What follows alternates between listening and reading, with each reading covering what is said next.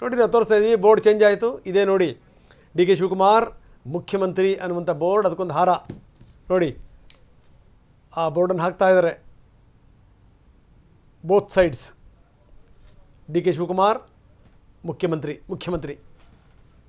So ಇದು ಕಾಲ ಹೆಂಗೆ ಬದಲಾಯಿಸ್ಬಿಡುತ್ತೆ ಅಂತ ಬಹುಶಃ ನನಗೆ ಅನಿಸುತ್ತೆ ಮಲ್ತೇಶ್, ಈ ವಿಧಾನಸೌಧ ಇದೆಯಲ್ಲ, ಇಂಥ ಅದೆಷ್ಟು ನಾಯಕರನ್ನು ಕಂಡಿರ್ಬೋದು ಅಂತ.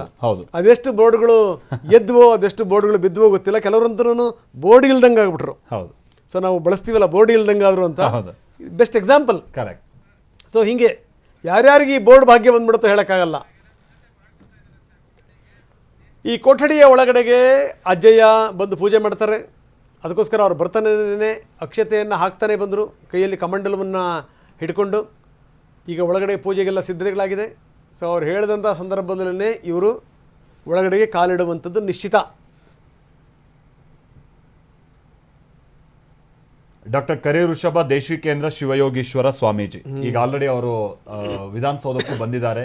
ಡಿ ಕೆ ಶಿವಕುಮಾರ್ ಅವರ ಆಡಳಿತ ಹೇಗೆ ನಡೆಯುತ್ತೆ ಏನು ಎತ್ತ ಅವರು ನಂಬುವಂಥ ದೇವರು, ಅದರ ಮುಖ್ಯವಾಗಿ ಅವರ ಹೊಂದಿರುವಂಥ ನಂಬಿಕೆ ಇದೆಲ್ಲ ಹೇಗಿರುತ್ತೆ ಅನ್ನುವಂಥದ್ದಕ್ಕೆ ಇವತ್ತೊಂದು ನಮಗೆ ಒಂದು ಟ್ರೈಲರ್ ಅಂತೂ ಇವತ್ತು ಸಿಕ್ಕಿದೆ.